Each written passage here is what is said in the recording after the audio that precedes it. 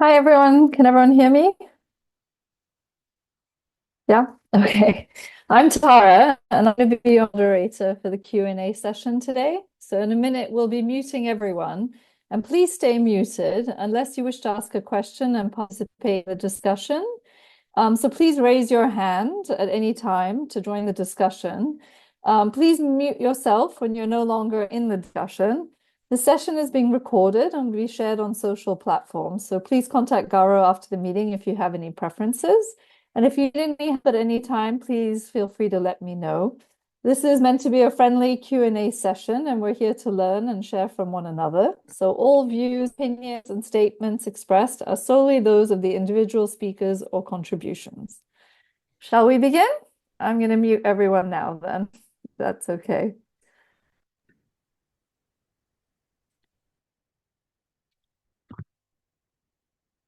Hello, everyone. Thank you for joining us today for this very special Q&A session. It's the first time I've contemplated doing an inspired Q&A session by which I am now psychically open and I pray to receive some answers for you. Of course, not all questions have answers, and I answer what I know and what I can, and also whatever I receive. Um, First of all, I'd like to thank you, Tara, for moderating the session, for giving up your time today. Thank you. And I also want to thank our loved ones on the other side who will be here with us today and guiding us towards some of the answers that you're seeking. Please bear in mind that because this is an inspired session, there will be a brief delay by which I will need some time to process whatever you're telling me and to process whatever they're telling me. And this way I can convey to you whatever you need. So with that, I'm going to say, whoever wants to participate, feel free to unmute yourselves. Although I've said that everyone should be muted, unmute yourselves so you can have a group discussion if you want regarding the answers whenever come through. However, if you do have pets, if you do have children, if you have any disturbances happening, kindly do stay muted because it will disturb the process. Thank you very much, everybody. And I would like to welcome questions. Please feel free and go ahead.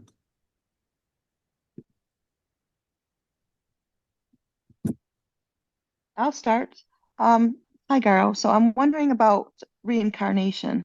I'm very fascinated by the whole concept and wondering what can kind of give sort of like insight on the whole subject of reincarnation. Nice to see you, Erica. And you always give me the hardest of questions first. So um, I have limited knowledge about this. And I know for a fact that people around me, psychics, mediums, whoever, also have limited knowledge. But there are people out there who will tell you stories. Oh, this is how it is. This is how it's going to work. But I will go with the limited knowledge I have because reincarnation is a very sensitive subject. And often, quite a few people have expressed concern in that when I pass and go to the other side, and let's say my mother, who is on the other side, decides to reincarnate, does that mean that I'm not united with her? And I see all sorts of answers. Some people say, well, there's a part of you that stays there, there's a part of you that's here. I can't understand these parts and so forth. I know I'm here. I'd like to keep my feet right on the ground. So, what I think the way it works is that you reincarnate when the time is right for you, meaning that when those around you have had sufficiently enough of you on the other side, they're prepared to let you go, they're prepared to see you through and allow you to progress, to move on, and to reincarnate and experience Earth or your earthly being. So that is my point of view. And that is very difficult to achieve because you can't please everybody. Some people might want to get rid of you and say, please reincarnate. We don't want to see you here. Others may say, no, we've not had enough of you. So I don't know the technical how it works, but I do believe that it exists. I hope I've answered your question. Yeah, you did.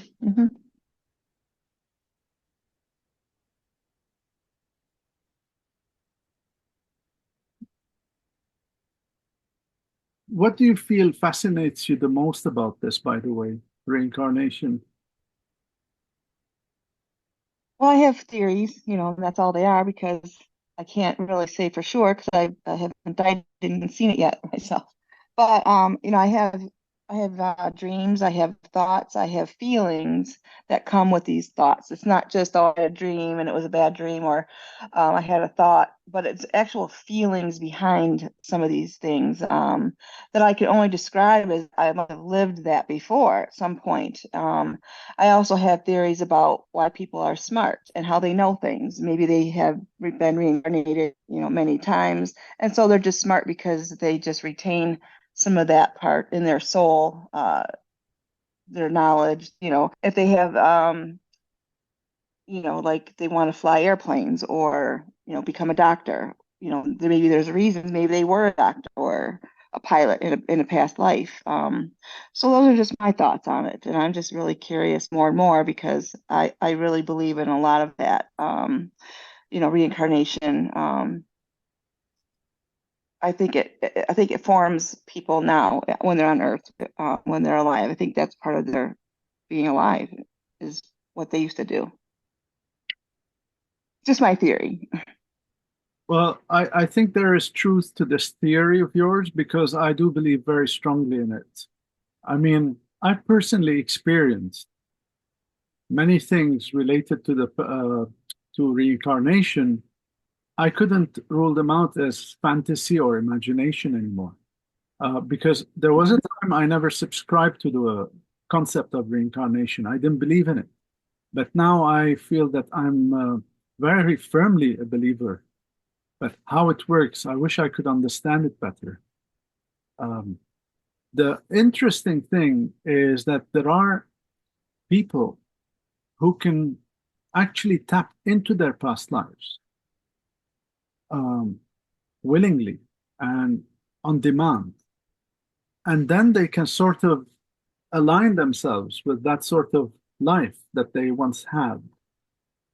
So perhaps, as you said earlier, this can help them achieve certain things that they're unable to achieve in this life, meaning someone who was a doctor in a previous life may find themselves here running to rescue somebody without them being qualified a doctor, but they seem to have some sort of experience in doing so.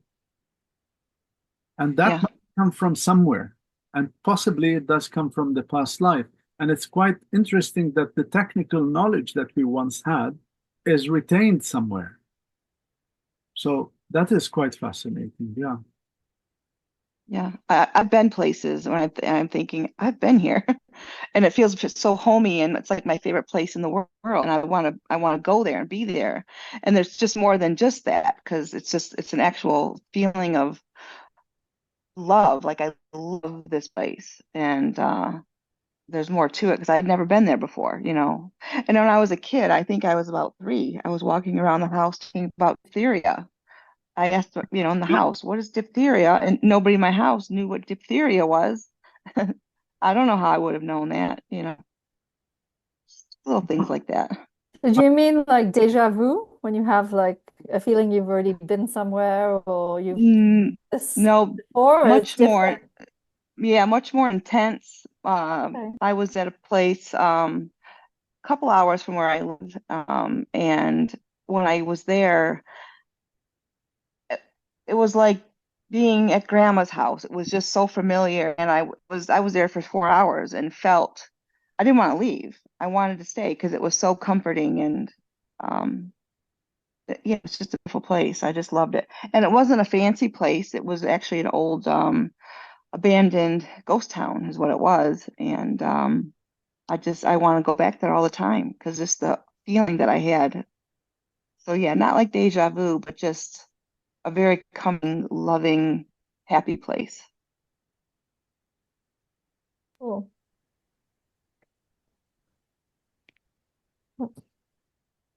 Go ahead, Liz. You need to unmute yourself, dear.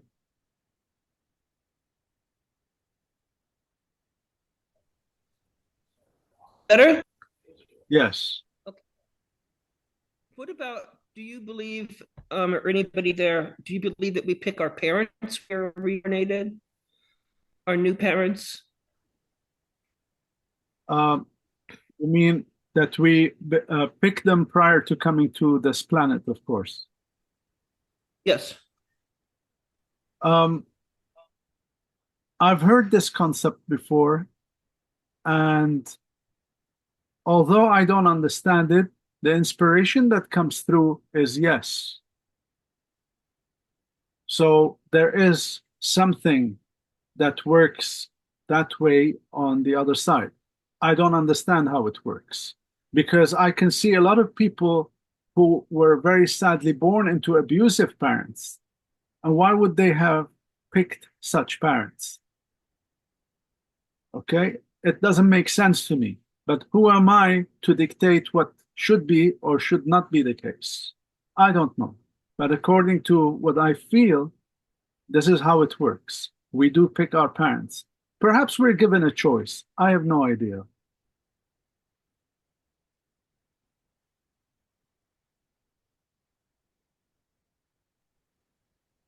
Hi, Garo. Hey, nice to see you, Cindy. How about do do you how do I say this? Are there spirits all around us all of the time? You know how when our loved one passes away, a lot of times people will say, "Don't worry, they're going to be with you. You're going to get signs. They're always with you."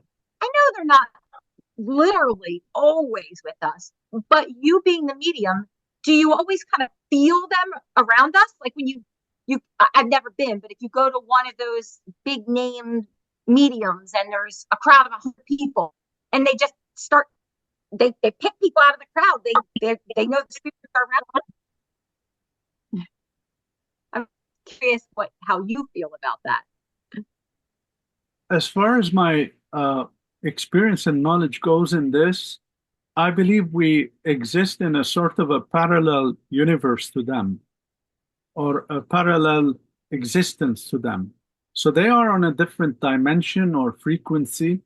And yes, that is the case. They are always around us. In fact, I would go to say that we are around them always, because who is in the right frequency? Who is in the right reality? Us or them? As far as they're concerned, their reality is absolutely real.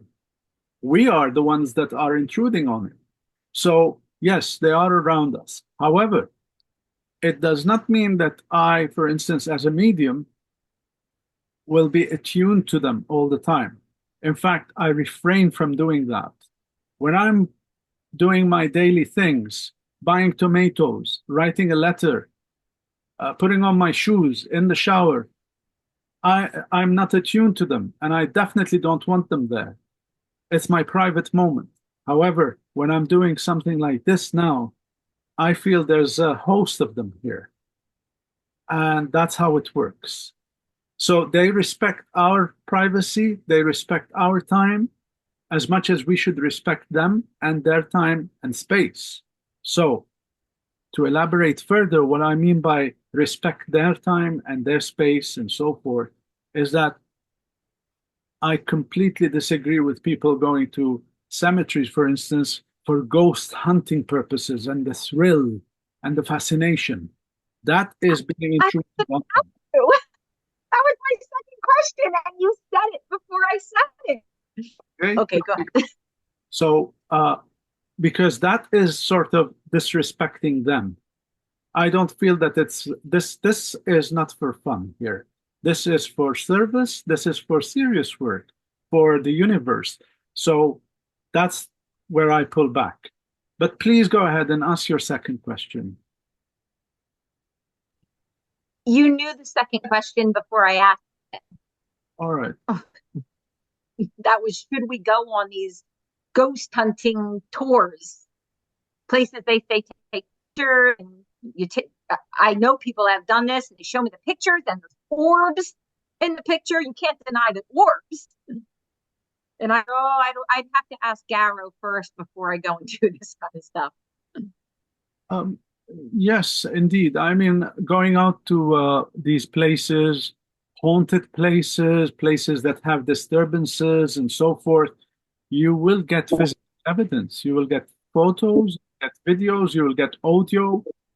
But again, you are linking and tapping into something that you're not quite sure what it is. And then it is a risk. Are you willing to take the risk?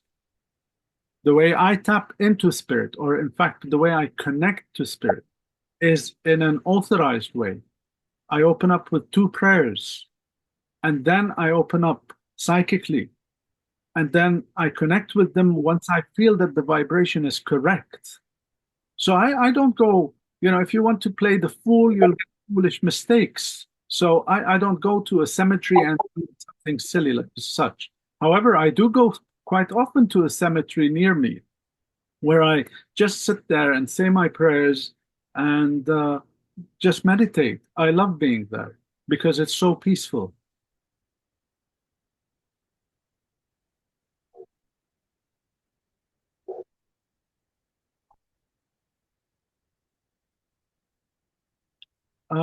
Yes, it says Zoom user. I've seen you raise your hand. I don't have your name, sorry. You need to unmute yourself.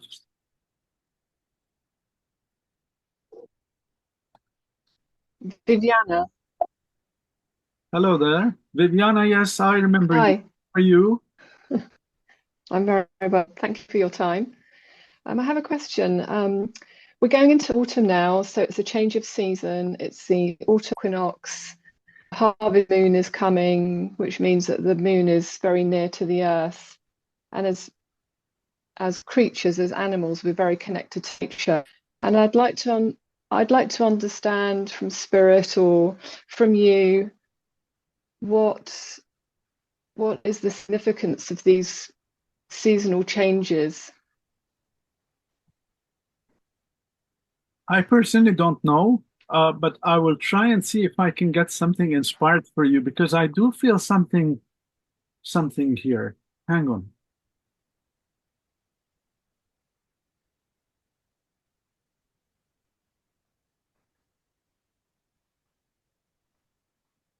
I'll explain this to the best of my knowledge according to what has been inspired to me, okay? The way that the universe works is we're surrounded and enveloped by energy. Energy that exists on our plane, energy that exists on their plane. On our plane, it could be there is the sense of electromagnetic stuff occurring. So the moon, the thunder, they produce these energy, they produce this power that can affect pets, that can affect animals, and even humans. So that is the situation that's occurring here. When we draw closer to planets or when things happen, there is definitely a residue or residual energy that's taking place here, and it does affect us. I hope it's answered your question here. Yes, thank you.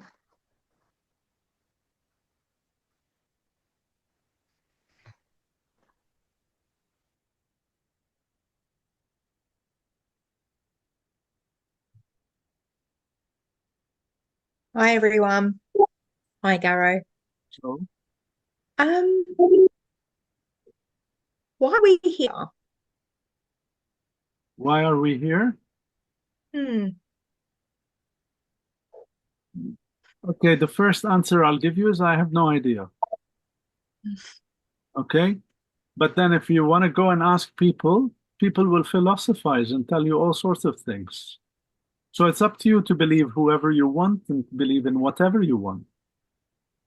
You're at liberty to believe whatever school of thought that conforms to your intelligence, to your ability to perceive things.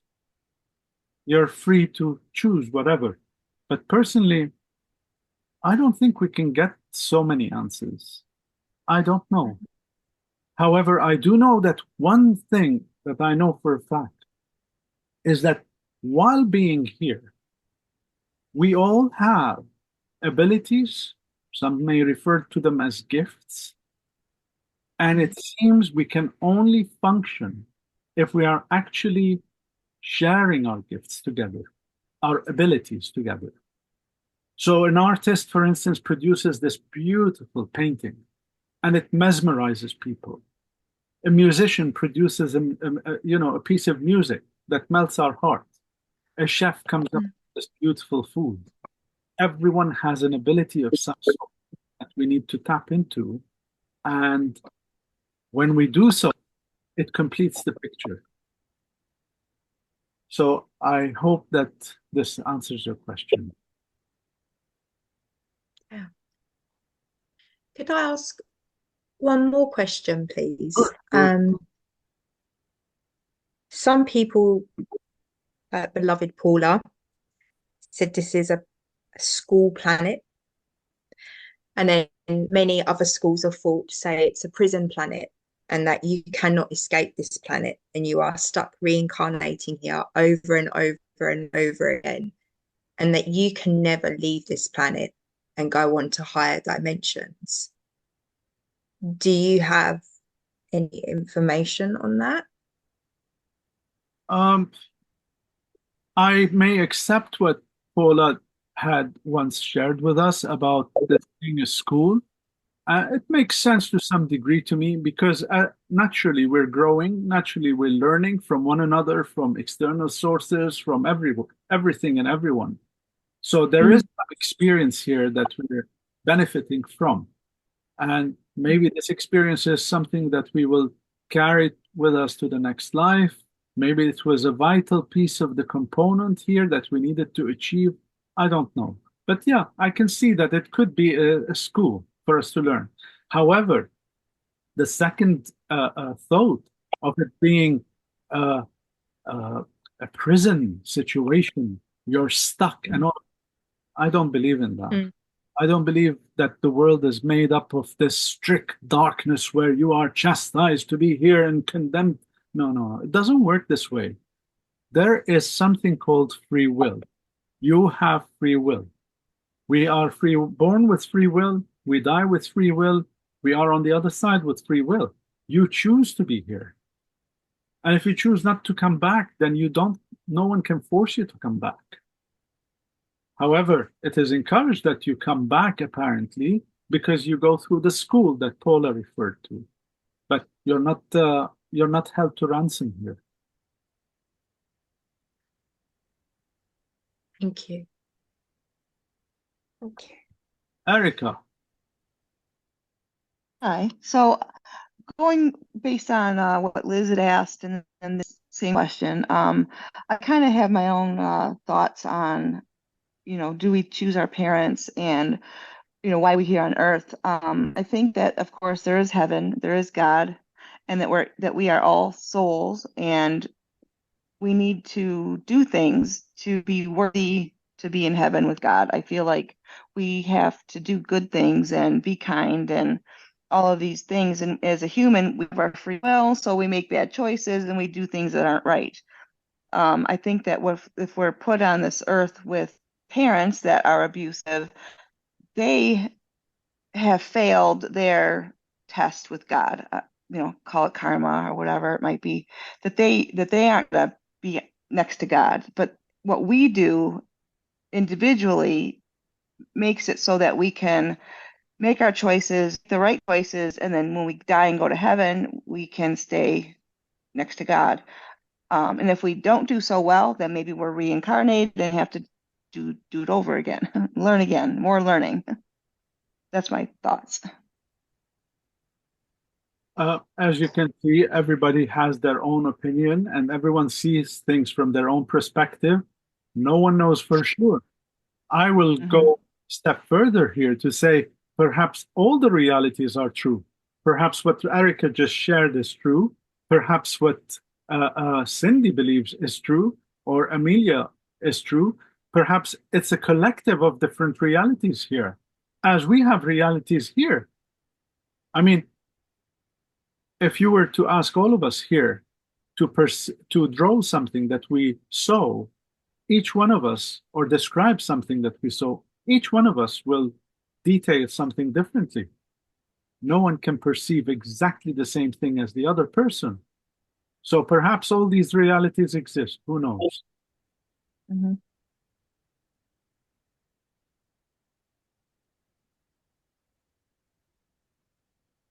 Liz, go ahead, please.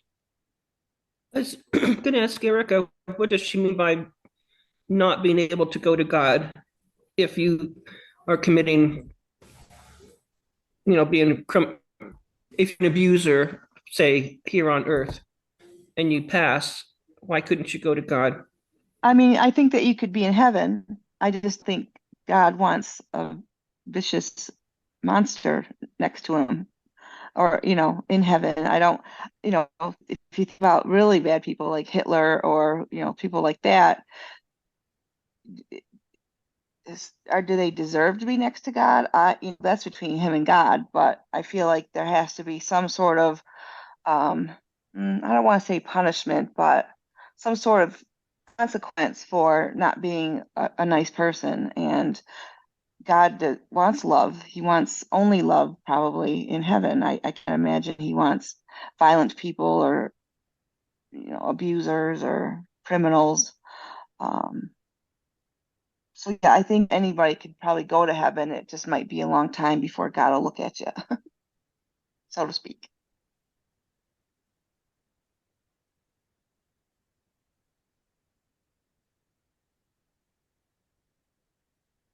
Liz, does this answer your question? Uh, yes, yeah. I I just have a bit of a problem with it, I guess. I mean,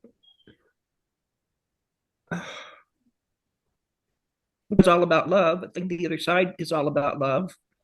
And if you've atoned for your sins you committed here, um, I guess I don't agree with Erica 100%. That's all.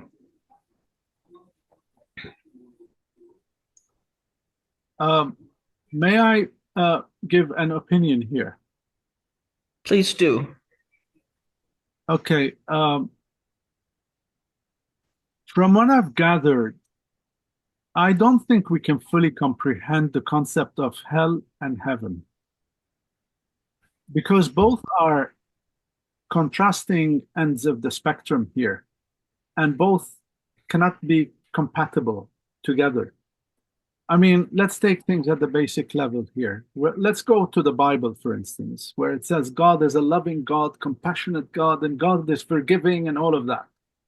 And yet God is prepared to throw you in hell until the end of time, if there is a such something, and watch you in pain, burn over and over. And according to the Bible, it says you are to be recreated once you've burned, to be burnt again.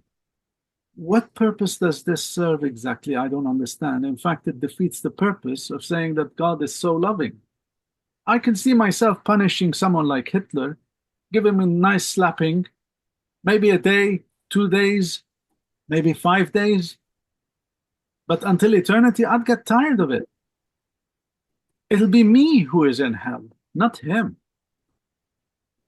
So I think we as humans seek justice. We want to hold people who wrong us, who wrong others, accountable for what they've done. Which is fair enough. It's true. I would like to see a lot of people held accountable for what they've done, and especially those who hurt children. However, whether this works this way in a simple black and white format, or whether there are deeper waters here, I do not know. One day, my communicator inspired me and gave me sort of an answer to this. And I said, I asked about specifically Hitler. And perhaps I've shared this before. Forgive me for those who have attended my sessions before. And I said, this guy is responsible for all this pain that he's caused. And the pain still lives till this day. What's he doing? I mean, what is hell for him? And that's when I was inspired. Hell for him is actually to go through the process of one-to-one with every single victim that he's caused suffering to. Perhaps he'll be made to sit in a chair or in a room to listen to them, to listen to their suffering, to listen to everything that he's done to them. Maybe this is his hell. At least this serves a purpose of some sort. Maybe. So it's a very deep subject. I hope this was another point of view for you guys.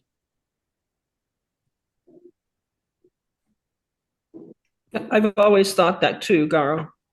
Okay. That's your personal hell, if you will. Amelia, go ahead. I think as humans, we are in the 3D dimension, and I don't think any of us can really fathom God. And sometimes when we read the Bible, as humans, we take it so literal when a lot of it's very metaphoric, written in metaphors. And I just don't think as humans we can truly even begin to comprehend God, and that sometimes I think this is hell and the wheels of karma are hell, and that actually breaking free of reincarnation on this planet is actually heaven, and that this is our hell and purgatory over and over and over again until we renounce anything that can make us human and God realization. Sometimes I think, because apparently there are higher dimensions, apparently. Again, I don't know, but many schools of thought. Apparently there are higher dimensions which are similar to Earth. They are still materialistic planets, but they have higher frequencies. And that Earth as a 3D planet, we have this free will. And it's our free will that keeps us stuck in the wheels of karma over and over again. That's one thing I wanted to say. And then the other question I actually had was, I've heard many schools of thought say when you pass to not go toward the light, and that actually the light is a trap. But then beloved Paula had a completely different theory, and that you must go towards the light. And I was just wondering if you had any information or if your guides had any information on that. I'm going to go back to what you said earlier about the Bible, and I fully agree with you. The Bible is gravely misunderstood. The translations are so weak and off. In fact, what the Bible that you know here in the West that you read in English is a completely different book from what we have in my country, which is in Arabic, and it's very similar to Aramaic. So I find the Bibles here quite fascinating. The way they describe things, they don't tally with what we have. In fact, they don't even know Jesus's name. We call him Jesus in the West. That's not his name. They don't even get the guy's name. They don't even know his name, and they preach Christianity. Well, how can you preach Christianity when you don't even know his real name? So there's that. Metaphorically, absolutely, yes, it's full of it. I mean, there's so many stories there that, they're basic stories for basic people to understand basic level of things at the time. If you were to go back 2,000 years and tell them, oh, I'm going to send you a WhatsApp, he won't ever understand what the hell you're talking about. But if you tell him, look at the clouds, and the clouds shall open, and they will give you the answer, that he will sort of comprehend. Okay, so yes, absolutely. Now, regarding going into the light, well, the light, as it were, is our final path or the transition to the other side. There is nothing at all to fear, and we gravitate towards it. In fact, the light is so beautiful. I've sort of had a little minute experience of it. And trust me, it is warm, it is healing, it is beautiful. It is home. It is absolutely home. And so there is nothing to fear from going into the light. Some people who have done so many bad things on earth may fear it, may not want to go to the light. And we pray that they eventually will transition. And this is where people like myself, rescue mediums, come in to help them transition that light. That makes sense. That makes a lot of sense to me. That does. Thank you. Thank you. That resonates. Thank you. Tara, go ahead. Just can you hear me? Yeah. No, I was just gonna share something. My mother passed away almost 2 years ago, and she had a very interesting passage because she passed away, was resuscitated. We spent an hour with her, and basically she told us that she'd gone to a kingdom in the clouds with lots of flowers, and she saw a beautiful light, and it was blue. And all she wanted to do was go back into this beautiful light and into this kingdom. So I haven't seen it personally, but my mother, didn't really believe in any of these things, like I believe in the fourth, dimension, fifth dimension, what we're all talking about. She was completely the opposite. But I have to say, in that moment, she was so happy and so like full of joy. She had the biggest smile on her face because she said it was this beautiful kingdom with loads of flowers everywhere. And all she wanted to do was to go back into this beautiful place. So if that helps. That indeed helps. And I've been fortunate and honored to know your mom. And I'm not surprised that she got a glimpse of the kingdom in heaven because that's what she deserves. Your mom's final rest is in the kingdom of God, in the clouds, with beautiful flowers and the blue light of healing, spiritual light of healing. So I wouldn't be surprised.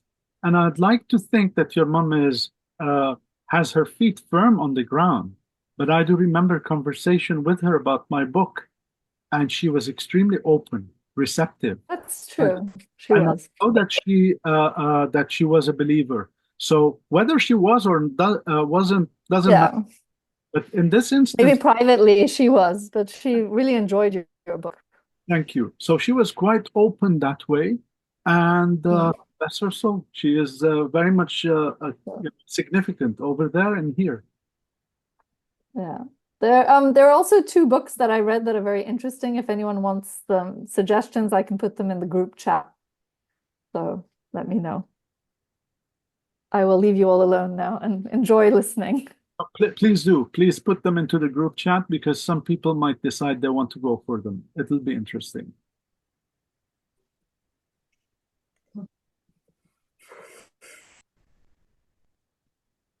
Sarah, did you want to say something?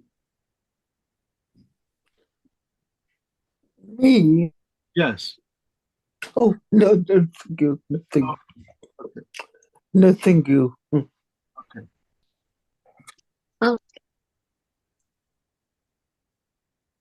Ingrid, Garo, yes. Oh.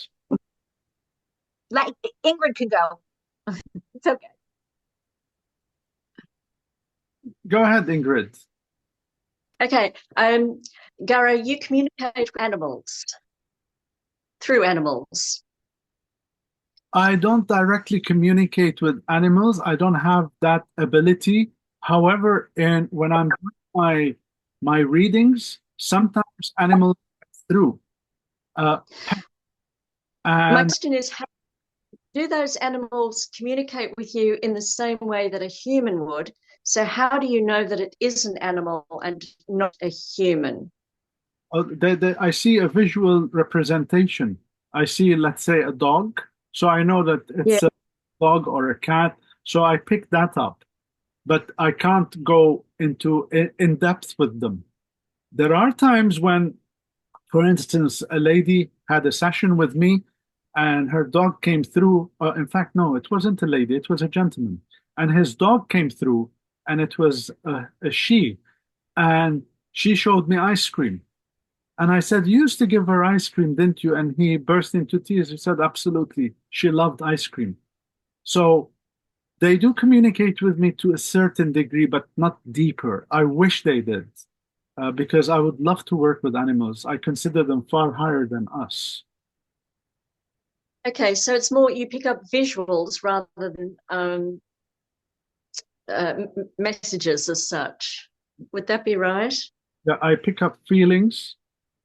First of all, Uh, so let's say the process is starting now and I'm being approached by an animal spirit.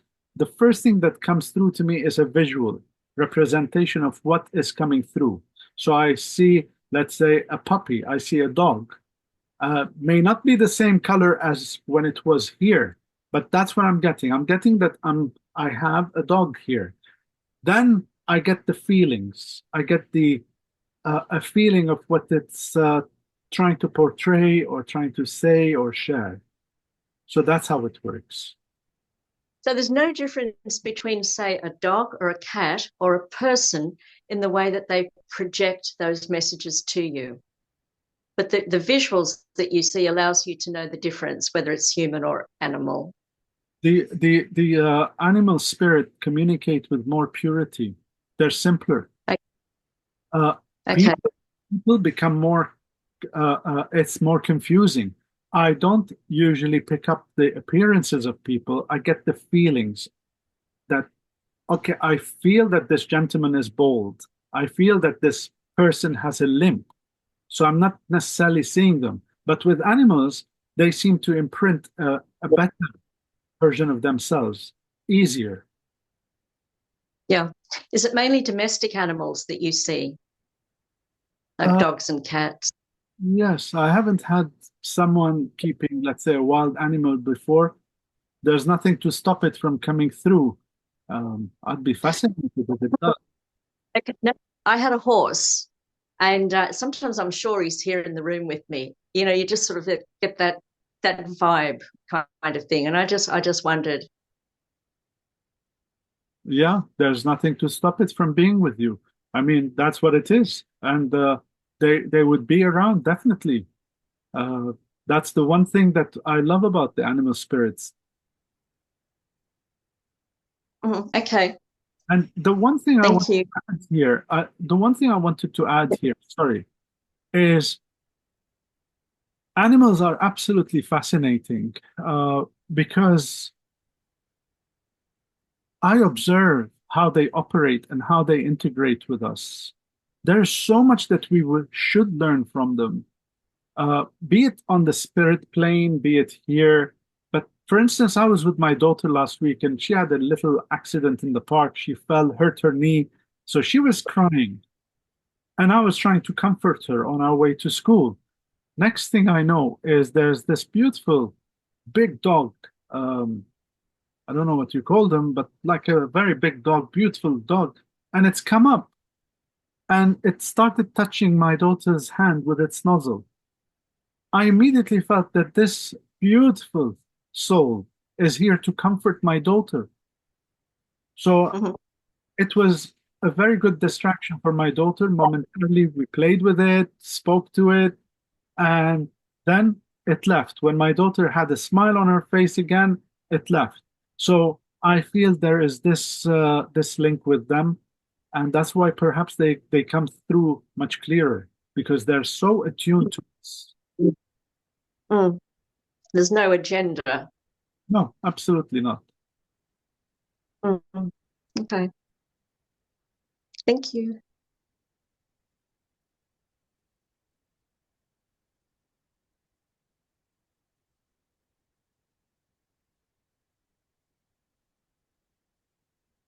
Garo. And just tell Ingrid, when I had a reading with Garo a while ago, he said I do not do animals, and I didn't ask him to. He picked out, he brought forth my father, my deceased father, and my father had my I had a dog. My father did not, but my father had a specific dog that he just always wanted all his life. He worked and he never had a dog, but he said, when I retire one day, I'm going to get this specific dog. And he never did, but I did. I never put that dog on Facebook. It was before I was even on Facebook. I have the reading with Garo, and he says, I do not do animals. And then he says, your father is with a golden shaggy dog. And I said, that's the golden retriever. So Garo does pick it up, even when he's not looking for it. He did say that my daughter was surrounded by animals. My daughter is a volunteer at a rescue for dogs and cats. So he good to do. Okay. But So true. He does it purposefully. Thank you, Cindy. It's let me clarify here. I do pick them up, but I cannot be attuned to them the way, for instance, I know of a gentleman that a dear friend of ours told me when there was an animal in distress, they brought him in because he has the ability to communicate with animals. And he sat opposite this dog on the ground, on the floor. And he literally went belly down on the floor, put his hands under his chin, and they both started to produce all these noises and voices. And the dog started to cry. It almost sounded human and with tears coming down. At the end of which, the lady in question told me that he told the dog's owner that the dog feels left out. Now that she has her life and a baby and so forth, the dog feels very sad and depressed. It doesn't feel part of the family anymore. So I wish I could do that. This is what I mean. I really wish I could do that. I can't. Okay. So, Garo, I can't remember if I asked you this before. How do you tell? Many of us might have that vibe. We hear a loved one, we see it, we think it. How can you tell when you know it's real? Like you do a reading with us and we can verify it's real. How do you in your life know when this isn't a thought, this isn't just a feeling? I know they're here. Cindy, it's very, I think females are far more advanced, so you'll understand this better. Females have a natural intuition.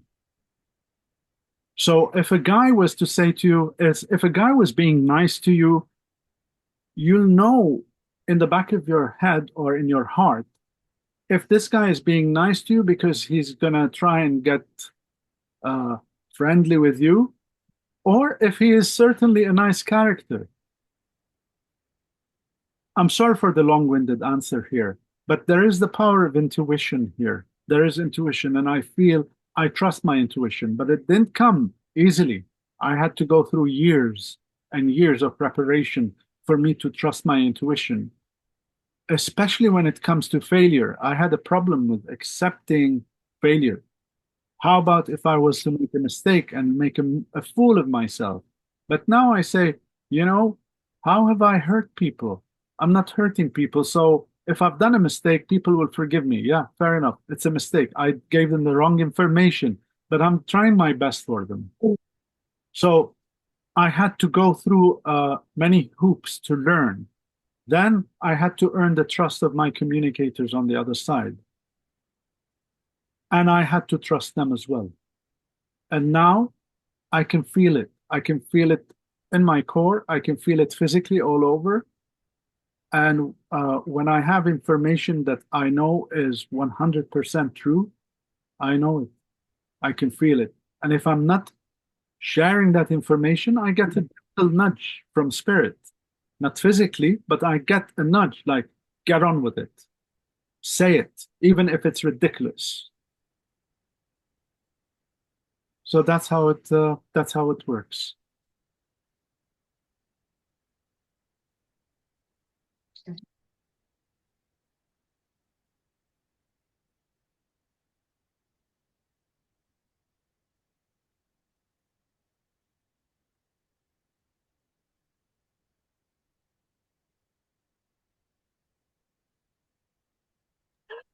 I don't want to take up other people's time.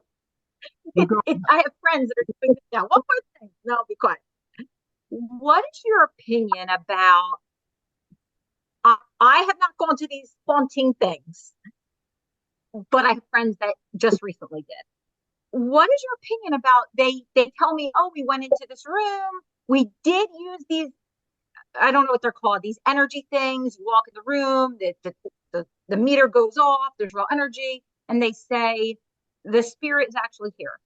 What is your opinion about why do they, if it's real, and I believe it is, why does that spirit choose to stay there? Like they're haunting the place. Why? Aren't they out doing things? Why? Yeah. Okay, there's two parts to your question here. First of all, why do people go to these places in the first place? Okay. And the second part is, why would spirits stay behind in these places? What's the purpose? So the first part for me is very simple. Why would anyone want to go to a place that is known to be haunted? What purpose does it serve? What does it make them feel? What does it give them? Does it give them empowerment? Give them certainty? Does it give them assurance that they were right, that ghosts don't exist? I don't know. But I fail to understand why anyone would subject themselves to it. I've been on many situations where I've had to be called in to deal with such things. Okay? Haunting, or whatever you want to call it, disturbance. And I'd say it's not pleasant. I've gone in there, my knowledge, with my faith and everything, and yet I found myself trembling. I found myself cold. My lady friend Marie, who'd gone with me to these places, had found herself at the receiving end, where she would be physically sick and ill, and she'd feel very bad, and we'd both need time to recover. So I don't understand why people would want to go there. I wouldn't want to voluntarily go unless people call me to help them. So there's that one. Two, this is a fascinating answer here, because it ties in with what Amelia said earlier. Amelia said something about the light, and I explained that we gravitate to the light. However, those who have done wrong in this lifetime, murderers, who have hurt others, I don't want to elaborate on the bad side of life, you know it, everybody does. But people who have hurt others in a very bad way, these people may be inclined not to go to the light and may choose to pull away from it. And if they do, then they're stuck here for however long they need to be stuck here until they transition eventually. And they are approached, they are given a chance to move to the light, to go. Some of them decide not to go. There are some good souls as well, by the way, fascinating enough. There are some souls that are actually good souls, and they decide that, no, I'm not going. I need to complete my mission. I need to stay here. It happened with me with an American family here in London who were experiencing a disturbance in their home, very sadly. They were freaking out. The husband, who was a lawyer, couldn't see what the mother was, what his wife was seeing, but the kids were seeing it. And eventually it got so bad, the husband started to see it. When he started to see it, then they all came to the church where I used to be of service, and we had a session together, after which I went to their home. And when I went to the home, I asked her to vacate the premises so I can work with whatever is there. And when I did, what came through was absolutely fascinating. They had been perceiving things in the wrong way. What came through was actually a nanny from an old era. And she was staying behind to help children. She didn't want to go. She didn't feel that her mission had been completed. So she stayed on, and she looked an old-fashioned nanny with an apron. If any of you had seen Mary Poppins, think of the nannies there. So and I asked her, I said, why are you here? And she said, for the children. I said, but you know, the children are fine. They have their mother here. It is time for you to get your rest and to start to move on. And I helped her to transition to the other side. It was actually a very touching, beautiful experience. So some of them may want to stay to help. In their mind, they think that they're doing the right thing.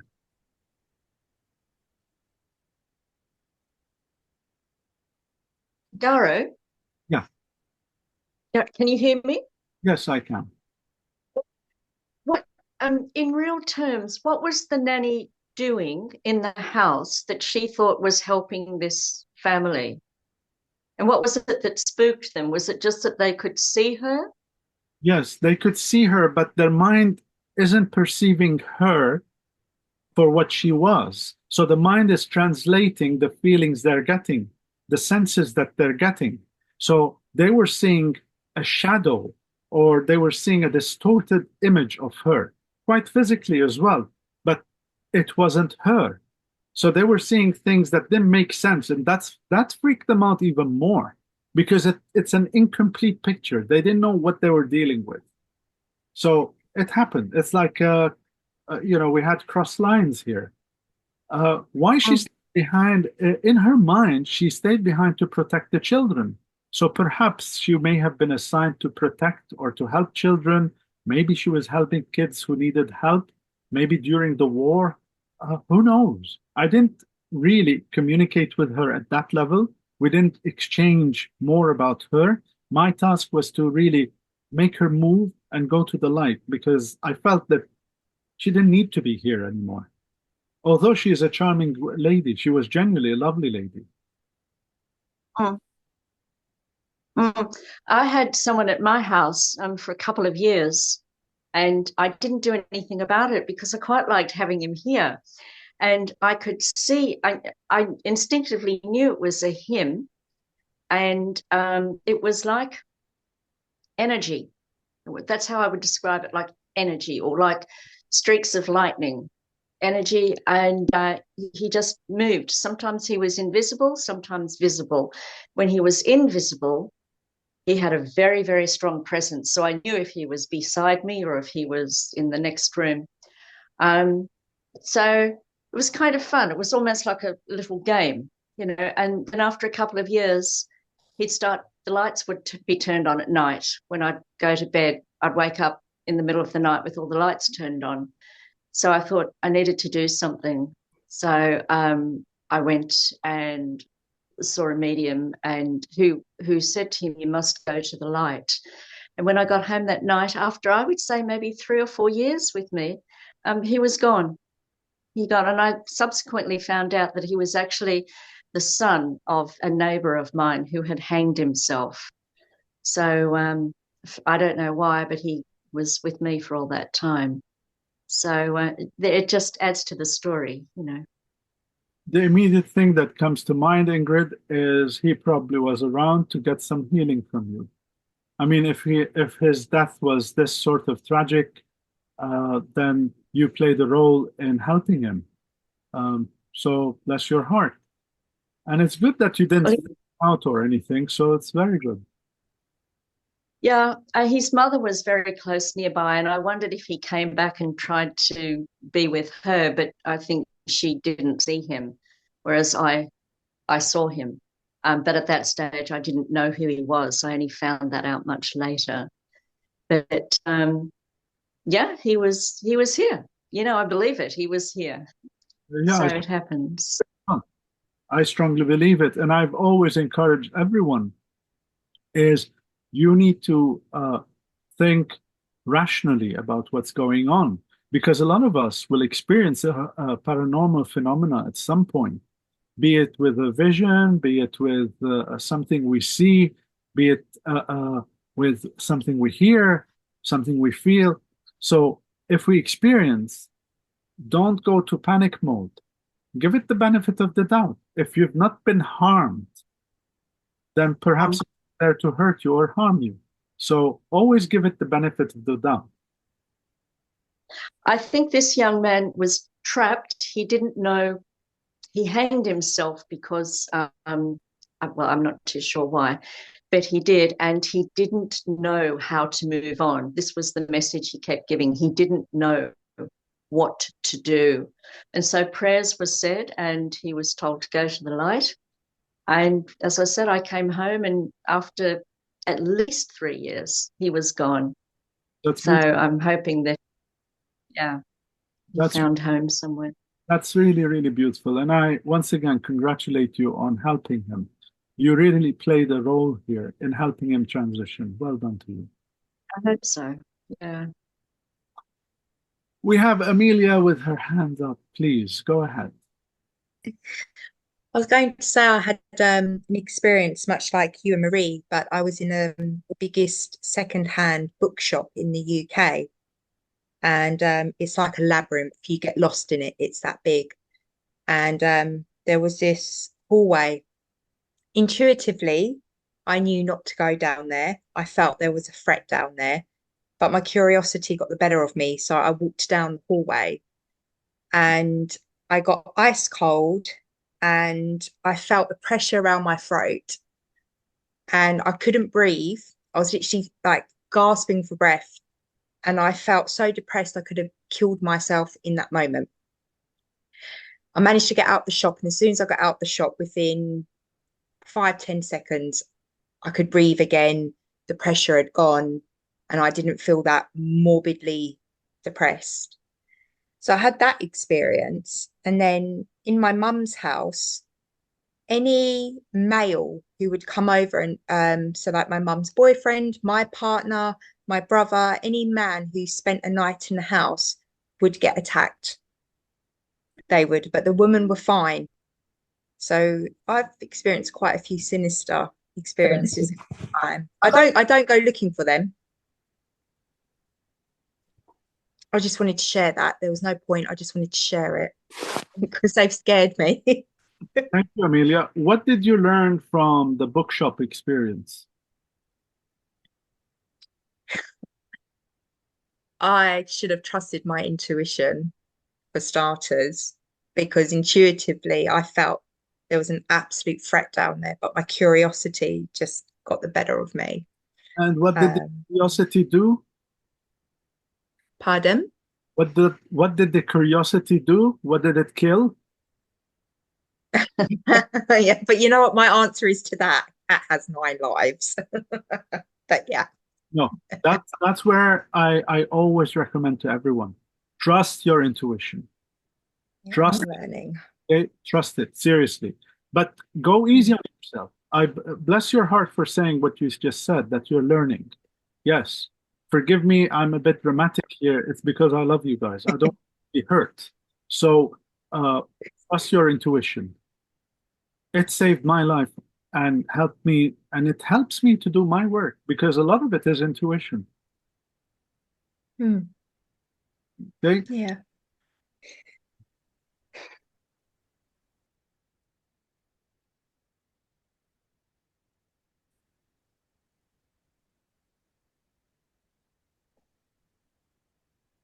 I'm sorry, there's a lady here. You're raising your hand, and I'm not sure whether you want to say something because I can't see a name here. You need to unmute yourself, my dear.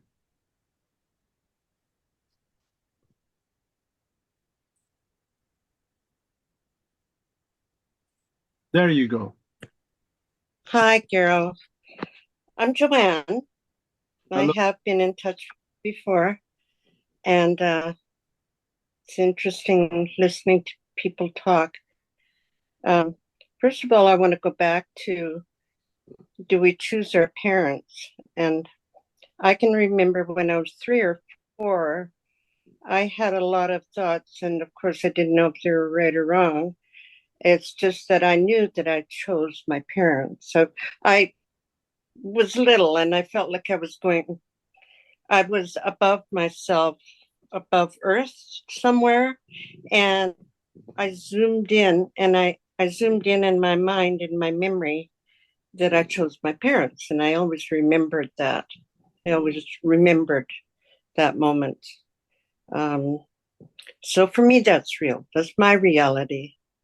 And other people have their own. Also, one thing I'm really interested in is, Garo, how did you develop your intuition? Because I'm having trouble between my mind and my intuition. I rationalize things and I feel things, and they don't align sometimes, not all the time. But I would like to become more aware of it would guide me better in this life to be more aware of what I intuit. And I know that you know how to do that. And I just wondered if you could share anything. Um,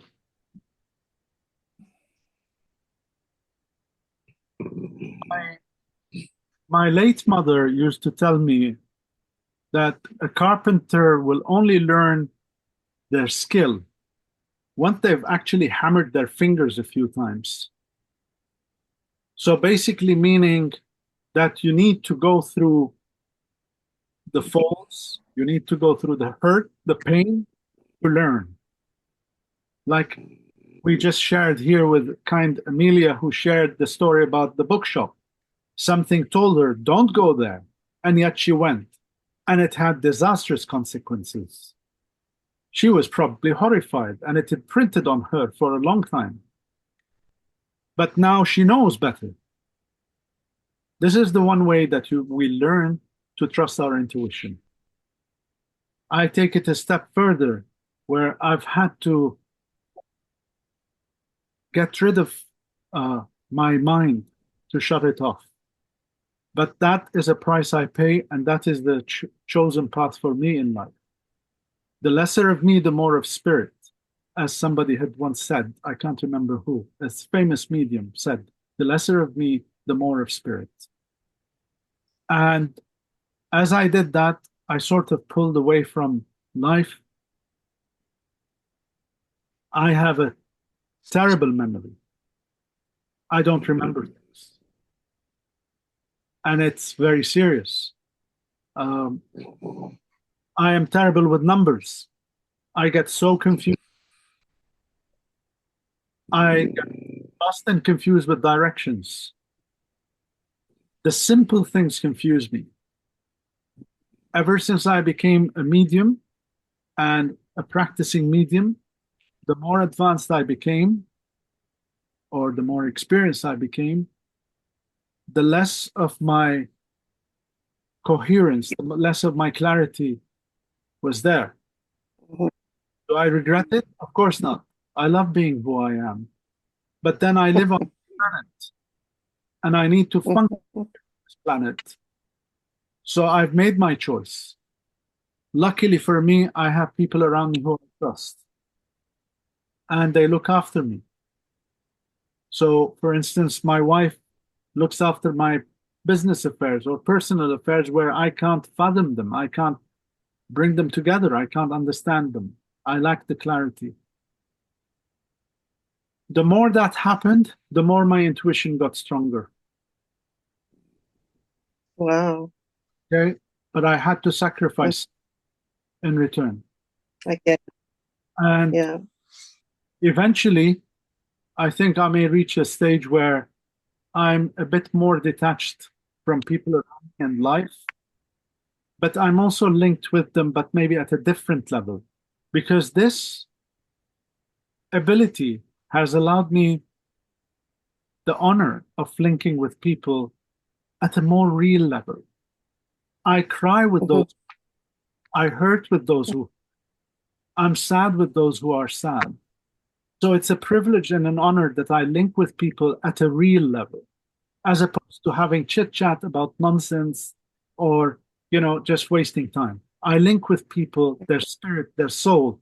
And to me, nothing ever in this world can replace this happiness that I have in my heart. Very good answer. So I have a chittery, chattery brain, and I know meditation, they say to, focus on your breathing or one thing or something like that. And uh, uh, what I came to you with is the conflict between my mind and its rational thoughts and my heart and its rational being, and the conflict between the two. And my heart is connected. What, excuse me, what I hear you saying is my heart is connected to my intuition. Is that right? Is that what you mean? Yes. Wow. Wow. Wow. I know what you mean about losing names and losing things and it becoming developed in a different way. I understand that. I just hadn't really learned, or I haven't really learned how to, you see, there's fear and love. And I think in my brain is fear. My brain talks about, no, this isn't possible. Excuse me, this doesn't make sense. This can't possibly be right. But my heart says, but it feels right, you know? How can you ignore something that the whole world says does not exist? But to me, it does. And it's maybe feels like I'm following what is the phrase, the beat to my own drummer. But I'm way out of whack with the world then. And that's a hard and a lonely place to be. Joanne, Does that make sense? let's make it easier for you. I've had to accept that everything around us doesn't make sense. Okay, because there's no rationality to the world of spirit, to the paranormal. There is no 2 and 2 equals 4 there.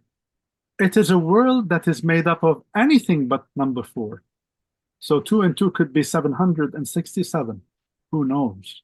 So if you start to accept that you need to pull yourself out of the safe compartment, safe zone, and say to yourself, you know what? I don't care. I'm going to come out and think as I want to think, regardless of what the world thinks. Incidentally, we do have a scientist here amongst us, Erica, bless her heart. She is a scientist. So the world of science is now meeting us halfway. And we, the people in the field, are now meeting the scientists as well in the halfway. We're trying to find a way forward because we now know that energy doesn't die, it transforms. So that is a stepping stone here moving forward. So liberate yourself from the mundane, liberate yourself from this illusion that we call logic, because it's absolute crap. It doesn't exist. You do not make sense. I do not make sense. The fact that we exist is irrational. The fact that we're here is irrational. The fact that we are a small grain amongst a multitude of planets, a huge, immense universe, doesn't make sense. So liberate yourself and you'll find a happier life.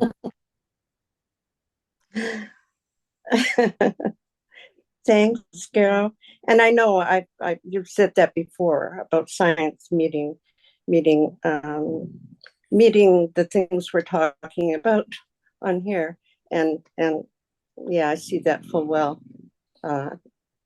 But still, when it comes to my personal things, sometimes I don't have explanations. So it's just really nice to have you to bounce things off.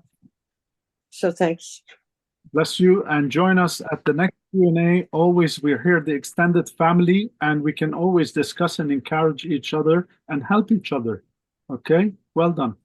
Thank you. Stephanie.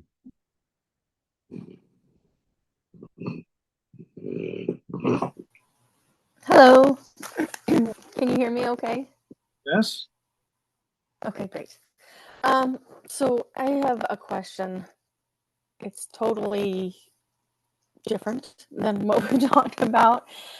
And I don't know, I guess this is more of a question maybe you can ask your communicator about, and maybe in spirit, but I'm in the United States and things over here are a little dramatic right now with stuff going on in the world. And I'm curious as to like, I don't even know how to say it. Like, how do you see things? How do you see the world in the next, few years? For example, in the United States, I'm in the Midwest. There's a lot going on over here. So afraid of like, people are talking about hoarding stuff, food, being prepared, being armed. Things are crazy over here right now. So not crazy, but the talk is crazy, I guess. What do you see? I mean, is that rational thinking? I mean, how do you see the world in the next few years? Like, what do you see happening? We talk about, I mean, or maybe add this to maybe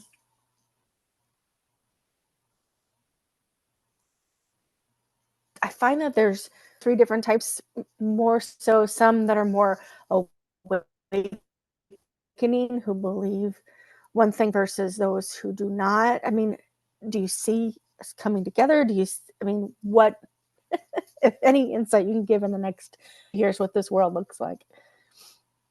I was so hoping that somebody here will ask me this question today, because this has been a subject that's been on my mind recently. I'm going to be taking some time to answer this subject, and it's especially beneficial to my American friends, because I do have a lot of the majority of my clients happen to be Americans. Some of them have become my Facebook friends. And when they post, I see their private postings. So I get people who are pro-Trump, I get people against Trump, I get people who are pro-Kamala and people who are against Kamala. And I watch some of the interactions, sometimes independently because they don't really mix together, although I am the intersection here.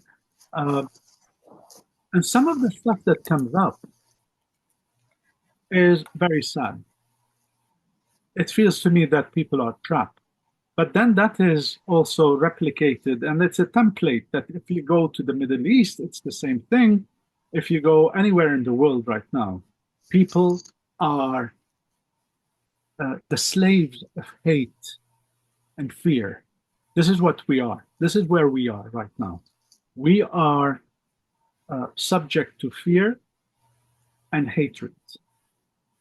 The bottom line is fear, by the way, because the instigators on the other side, who are not the good ones, this is what they want. They want us to separate from one another. They want us to hate each other. They want us to resent one another.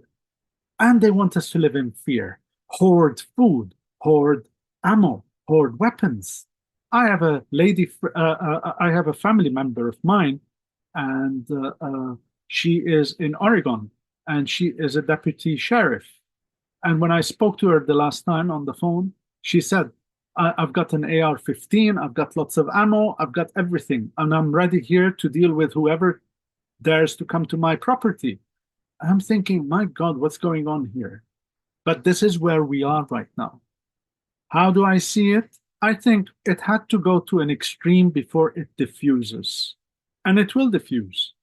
The power of love, the power of God, is above everything, above all.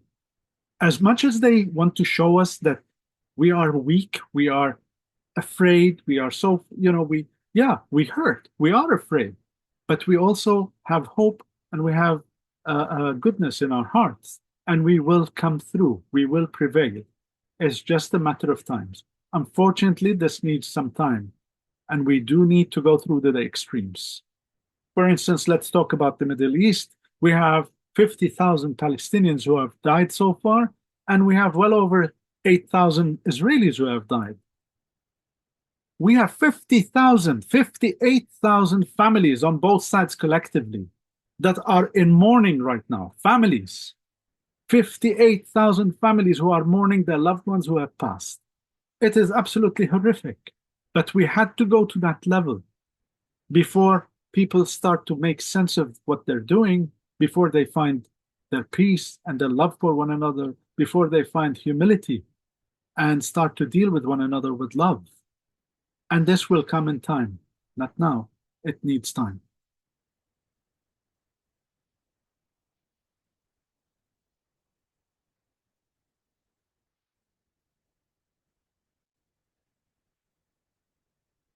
Have I answered your question, Stephanie?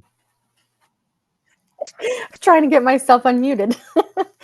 Yes, thank you so much. I appreciate Sure. your answer.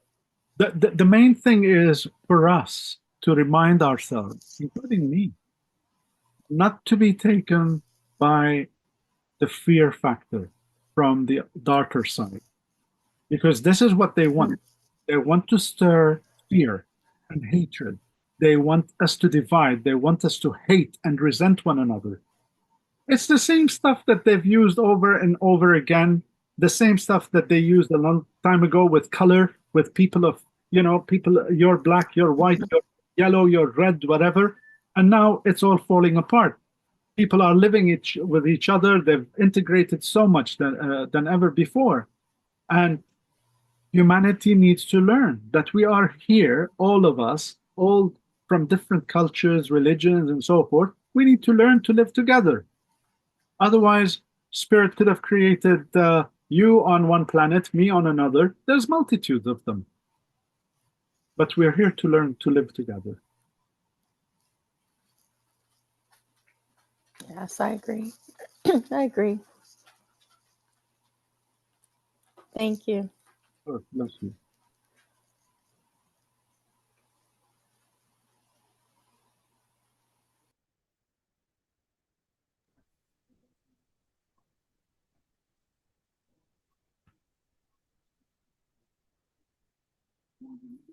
Anyone has Any thoughts, aliens? In which way, sorry? Spaceships, aliens, other planets.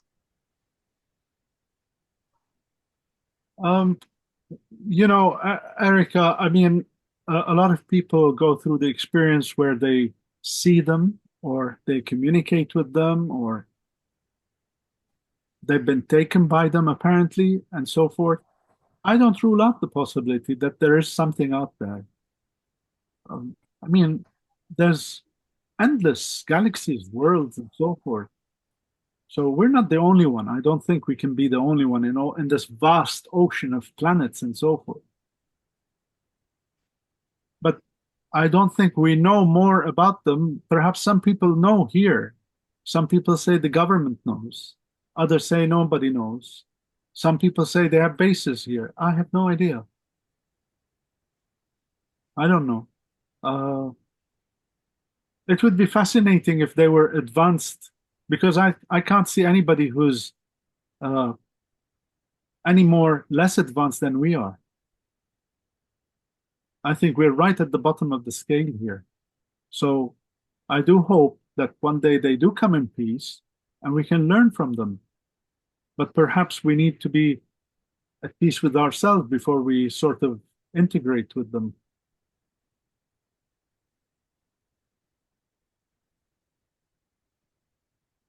Do you believe in them yourself, Erica?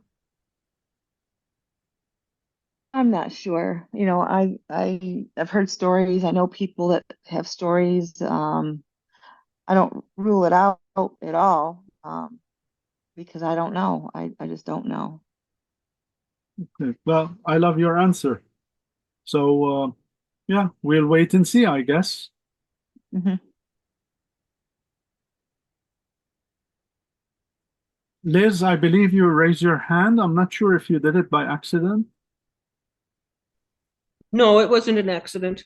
It's about Stephanie's question, and you answered that we need to learn to all live together. Do you really think that's possible? I don't think anything is impossible if we really wanted to. I mean, let me give you a small example here, okay?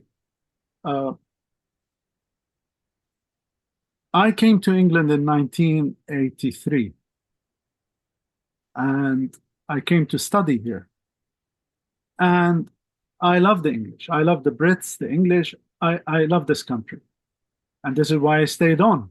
However, I dislike their food choices because I come from a background in Lebanon where we are abundantly rich with our selection. We have 4,000 items in our menu.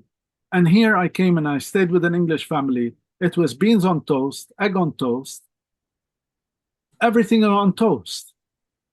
And it drove me insane, myself and my brother. We couldn't eat. So cue forward, and England has changed so much. My English friends now, they tell me where's a good Lebanese restaurant to eat because they know the difference. They go there themselves. So they know what foods to order, where to go, and they tell me, oh, Garo, the falafel in this place is absolutely fantastic. You should try this. The hummus here, things that they weren't aware of. So if you can see that we do have a common ground, they now share a part of my culture, and I now share a part of their culture. Absolutely. There is a union here. And if we care to look through it, the world is abundantly beautiful, and we will discover a new reality with love and peace, respect, and we will be harmonious, exactly what Spirit, God, the angels have intended for us to be. But obviously, the darker elements, who I don't like to mention too much because I don't want to empower them, they are the ones who are stirring and creating all this divisive, all this hatred and resentment in this world. Because if you look at it, it's only a minority that's creating all of this. The majority of people are actually wonderful people throughout the world. Some of my work involves me volunteering, well, sometimes in helping law enforcement. And I can't elaborate more on it. And some people, they put them down that all police are bad or cops are bad. And this is absolutely ridiculous. I've met some fine, fine human beings who are in service. I love them from my heart because they would give their life to help someone else. So this is where people need to learn to integrate. And it will come, but it needs time. It definitely needs time. You said that it would get worse before it got better here in the United States. Well, can you? How much worse can it get? I'm very sorry that it's going to get worse, but I really think when people have so many guns in their homes, in their hands, as we have seen the attack on the Capitol, people are readily prepared to be, because they're on edge. So, and I'm not blaming one person for it. I'm not saying that Trump or Kamala or whoever, that's political. I don't care about that. I'm blaming us collectively as human beings for deviating from the word of God, the simple teachings of Christ. Love thy neighbor, love thy enemy. He knew exactly why he was saying that, because he doesn't want us to end up where we are right now. And people will come to their senses. The madness will sort of dissipate one day, and people will come to their senses. Look at the Nazi Germany, for instance. People came to their senses. Well, it took 6,000 murders of the Jews to do that. That's over 6 million, unfortunately. Just the. I mean 6 million. I'm sorry, that's what I meant was million. I can't imagine we'd have to go through something like that. Well, it would take whatever it takes. There are prices and consequences to everything. This is the law that we refer to as natural law. If you deviate from it, then you're on your own. We've had ample opportunities to learn. We've had so many prophets come through, so many mediums. Everybody has spoken of loving each other, the loving energy, but still people, Right. you know, if people choose to do otherwise, then we have to pay other prices.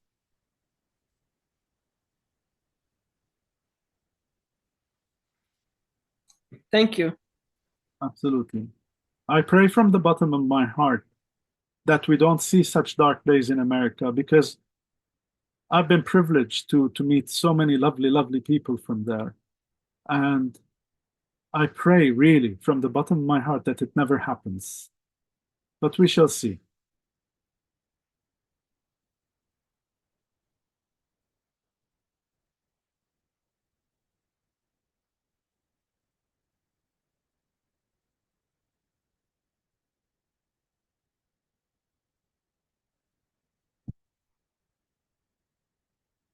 We have only half an hour left, guys. So if anyone wants to share anything or ask anything, please feel free to do so.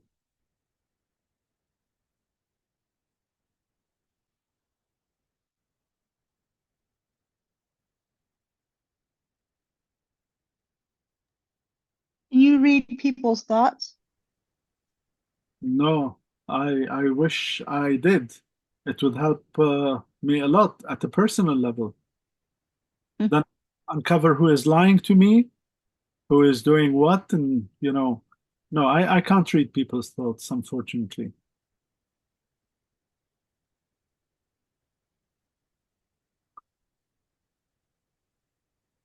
But I tell you what, though, very interesting question. There are some fake psychics and mediums out there who can read people's body language and reactions, and they're very good. They're really, really good. And they can pick up things about people. Just by throwing few things, they can put two and two together and build a picture. So I think that's as close to reading thoughts that can be.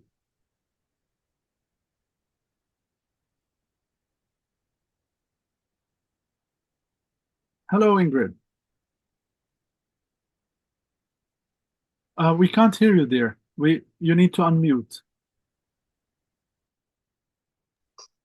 Okay.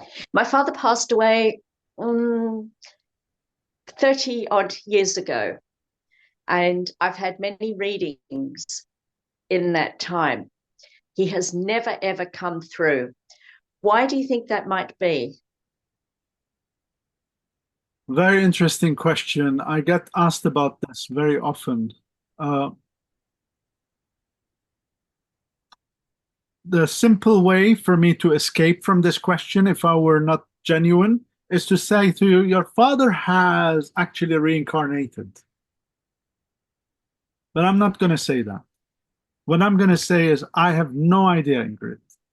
I've got loved ones on the other side who have never come back to me. I've got my dear, dear grandma, who I adored as a child and still love till now. She has never come through. I have so many people who died in the war, best friends of mine, some victims and so forth. They've never come back. The only person I've had come through to me once is my mom. And the way it happened helped me. It healed me. Other than that, that's it. So it's quite fascinating. It is, because I've had readings where people I've never heard of or don't know come through. But not my dad. No, that's curious, because we had a close relationship.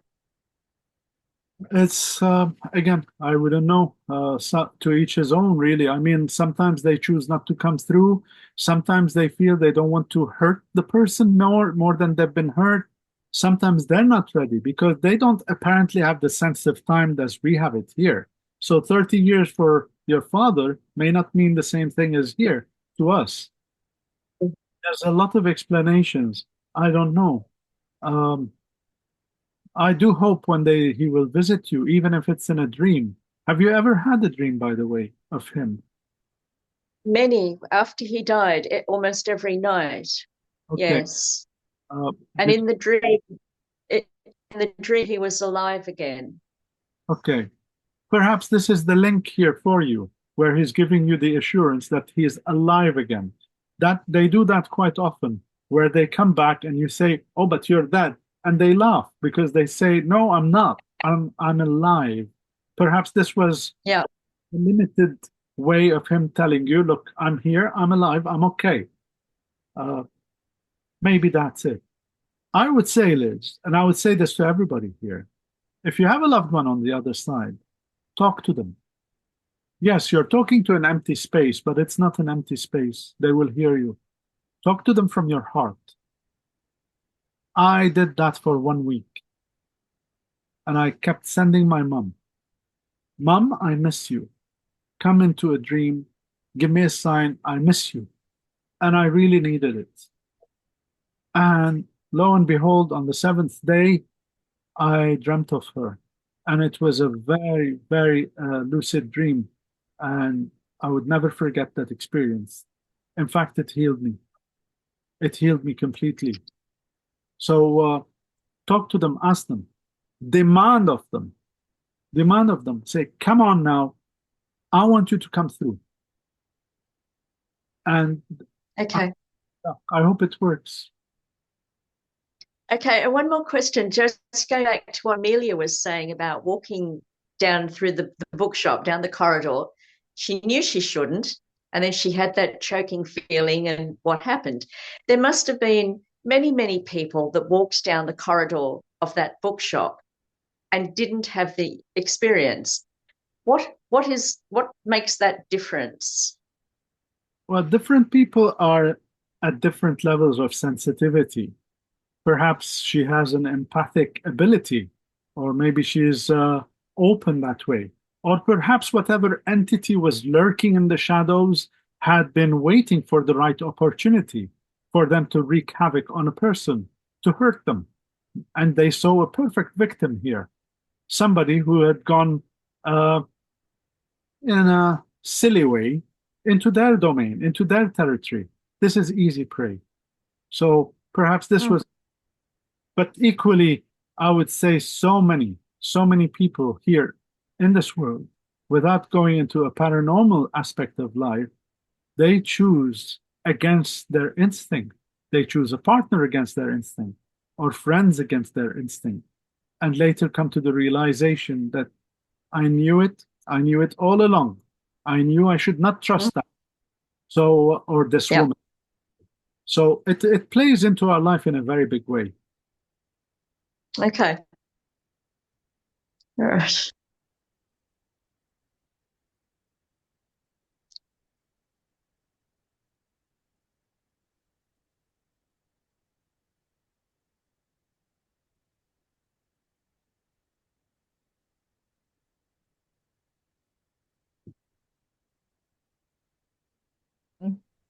I have a quick question. If you haven't prepared yourself to get into contact with your guides, do you still receive messages when you're not in that zone, or can you buffer it out? When I'm not in service, Tara, I close down. Yeah. I definitely. Okay. Otherwise, you'd be an open channel walking down the street, picking up left, right, and center.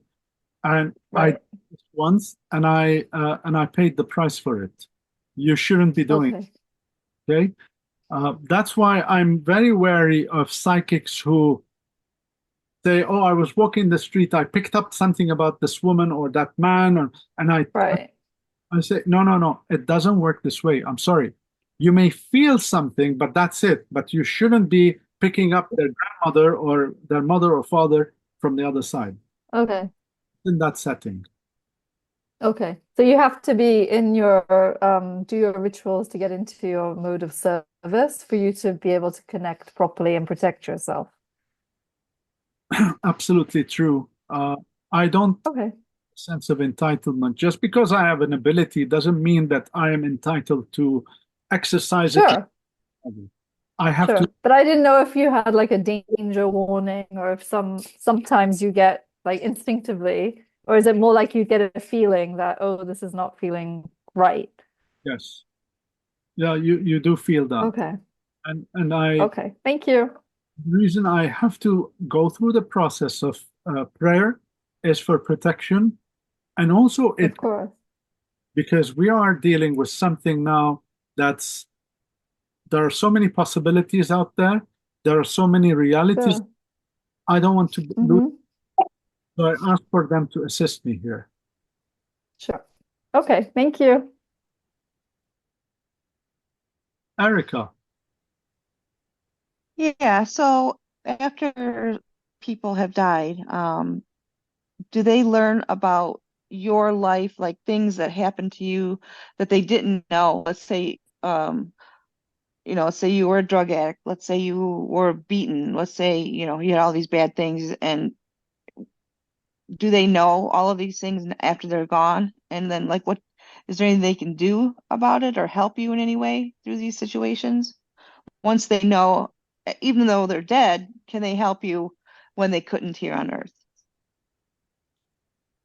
absolutely wonderful. I love this question. Uh, I have seen this consistently with many of my clients where loved ones on the other side have come through expressing their sadness and not having seen the obvious while they were here on earth. For instance, I had a lady and her grandma came through, and she told me, she said, I'm not keen on receiving anything from her. And I said, look, she's come with an apology. And there's an apology here that sorry that I wasn't there for you. Sorry, I wasn't there to protect you. And the lady broke down. It's actually a video I've uploaded with her permission, of course. And she really broke down and she was crying. Turns out at 12 years old, her uncle was sexually molesting her and abusing her. And she was living at the grandma's house because the family was dysfunctional, the father, the mother, or whatever, there were issues. So she was living at her grandma's house. And the uncle would take advantage of this girl. And she would complain to the grandmother, who would dismiss her in a very bad way. So she got abuse from both, from the uncle at a physical, sexual level, and then from the grandmother at a psychological, mental level. And this poor soul was very broken. And the grandma came through and she apologized. At the end of the session, bless her soul, this lovely woman, she actually said, I forgive her. She said, I'm sorry. She said, I have to forgive her. She said she was ignorant, she was stupid, but she wasn't evil. So that created a new chapter now in their relationship. And I pray that it will continue to heal between them and on the other side. So, yes, they do see us from the other side. They do learn about us. Like, how could I have missed the obvious here? Erica, I had no idea that this is what you were going through when you were going through whatever. As to how much they can help, they will do their best. But remember, we choose our karma, we choose our path. So if I've chosen our path or been taken into it, i.e., for instance, if I've ended up being a gambler or taking drugs or whatever, you do have the choice to come back. You can seek help. You can go to the professionals. They will help you. There is a certain limit here by which you shouldn't really take cross and take more on board. So they will help you. They might inspire you from the other side, like, Garo, help, help, go get help. But that's as far as it goes, because at the end of the day, you are where you are because you chose to be where you are. Okay, good.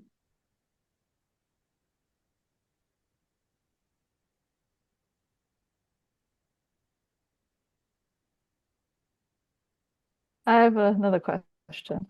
What do you do, for example, when you help someone? Because I mean, you're such a bridge to people who don't have that closure. Like, for example, I had amazing closure with my mother. A lot of people sadly don't with family members. When you create this connect with them, how do you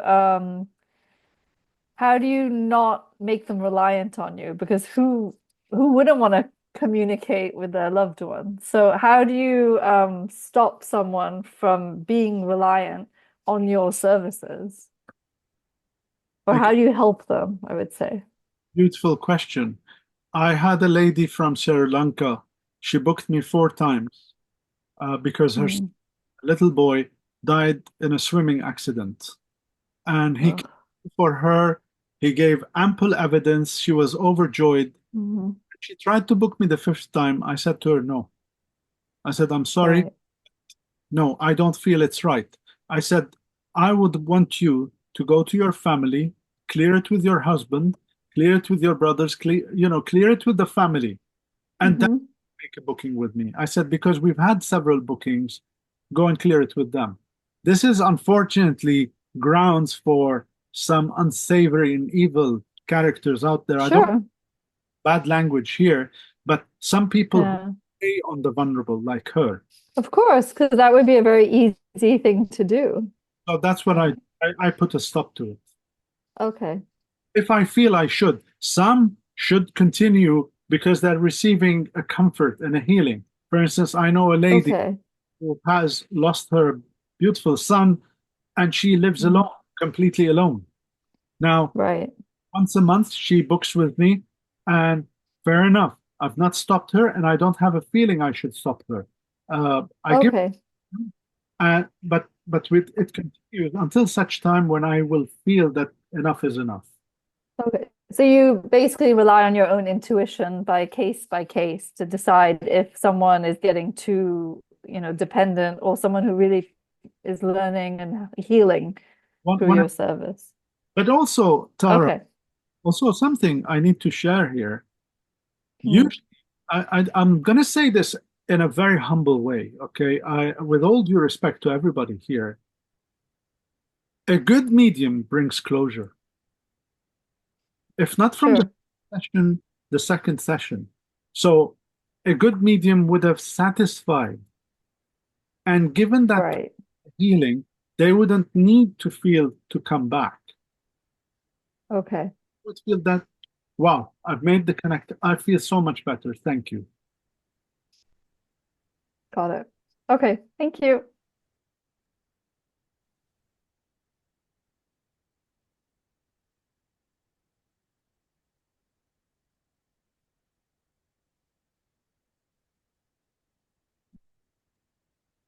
We are When not, talking to our loved ones that have passed, or even God or anybody, spirit guides, should we say it out loud, speak out loud, or can they read our thoughts? but they can do both. Okay.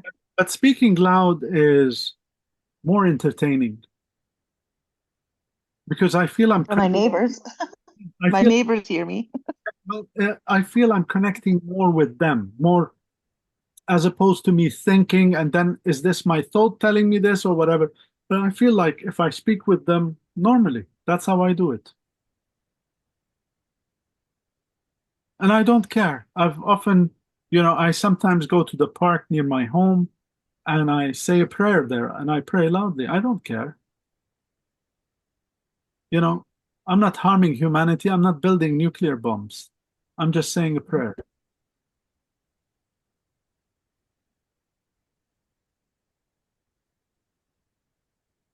And by the way, one of the secrets here, as you open up to spirit, and is that the other side, there's a lot of humor on the other side. Here we've lost the magic of a smile, laughter, but that's the world, and it evolves around the lighter energy, smiling. They often come through. In fact, I wrote an article today on the Proof of Life group. Uh, they often come through to me with smiles and expressing gratitude. Thank you for, doing what you're doing. Thank you. They let me. I've had ladies come through and jokingly being flirtatious with me. And that's to represent their character when they were here. So a lady once came, and I was doing this beautiful reading to a lovely woman here, and her mom came through. And her mom, towards the end of the session, she said, he's not bad, he will do. And I said, look, this is what I'm picking up here. She's saying this. And the lady burst out laughing. In the end, she said, look, this is my mom, typical her. If we go out to a restaurant, she looks around, she sees somebody, and she says, oh, he's not bad, he will do. So they have the sense of humor, they have the magic of smile, of laughter. It's a lighter, more beautiful energy. So always remember that. Don't let yourself sink. If you see yourself losing that smile, losing that magic, remind yourself that you need to bring that more to your domain, to your home, to those people around you that you love, because this is integral. This is what life is about. We are not here to be miserable. We are here to be enjoying life. Okay? Yeah, I'd be happy and smiling too if I'm in heaven. It'd be good.